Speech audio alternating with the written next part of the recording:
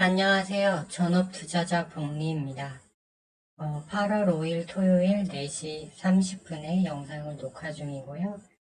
미국장이 어제 장 초반에 상승을 하면서 올라가다가 오후에 다시 급락을 하면서 나스닥이 0.35% 하락으로 마감을 했습니다. 그래서 새로운 변수들의 등장으로 미국 증시 하락장으로 가나란 주제로 영상을 녹화하게 되었습니다.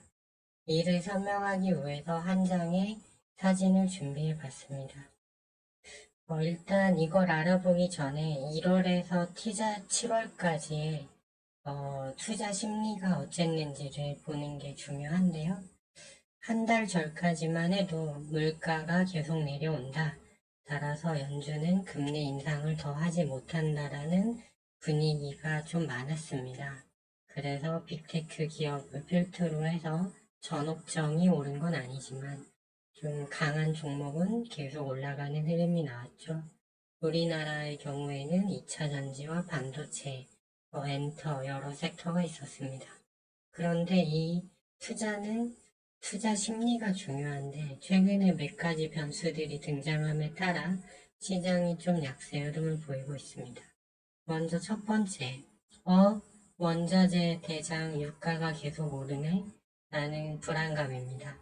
원자재 시장의 벤치마크는 원유로 볼 수 있는데요.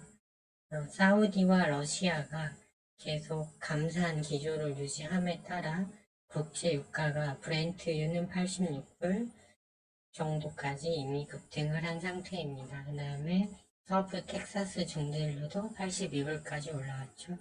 이렇게 유가가 오르면 다른 원자재를 끌어올리는 효과가 나옵니다. 따라서 물가지수 기저효과, 미국은 매월 소비자 물가지수를 발표하는데 기저효과가 8월이면 끝나는데 이러다 헤드라인 CPI 다시 오르는 거 아니야? 라는 긴장감이 나오고 있습니다. 왜냐면 1월에서 7월까지 증시 랠리를 이끈 동력은 물가가 내려온다, 안정화된다는 것이었기 때문입니다. 그런데 헤드라인 CPI가 다시 8월부터 올라가면 어떻게 되는 거지? 라는 게 있고요. 연준은 근원 CPI를 중시하는데 임대료와 중고차 가격은 하락세인 거는 맞습니다. 그래서 근원 CPI가 4.8%까지 내려온 것인데 어제 발표된 걸 보니까 시간당 평균 임금이 연속 2달째 계속 오르고 있습니다. 근원 CPI에는 임금도 포함이 되죠. 이래서 평균 임금 계속 오르네? 그러면 근원 CPI도 많이 안 떨어지는 거 아니야? 라는 부담감이 일단 생긴 겁니다. 다음 주에 미국 소비자 물가 지수가 주 후반에 발표가 되죠. 두 번째, 기업 실적이 좋은 건 알겠는데 밸류에이션 즉 기업의 PER도 높아졌다는 겁니다. 따라서 더 나올 호재가 없어 보이는데 이 주가가 앞으로 더 올라갈 만한 재료가 있어?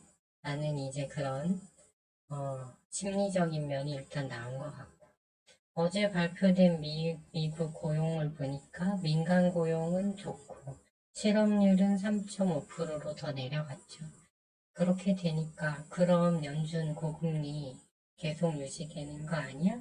만일 하반기에 물가 더 오르면 경제 좋으니까 금리 또 올리는 거 아니야? 라는 걸로 이어진 거죠.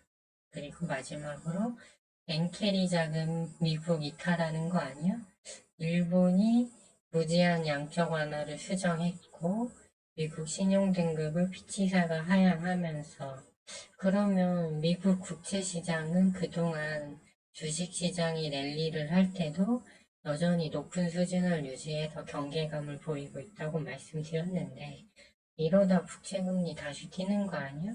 그렇게 되면 국채 가격 더 떨어져서 미국이나 해외 연기금 등이 보유하고 있는 기초자산, 미국 국채 사놓은 거 가격 더 폭락하면 어떻게 되는 거지?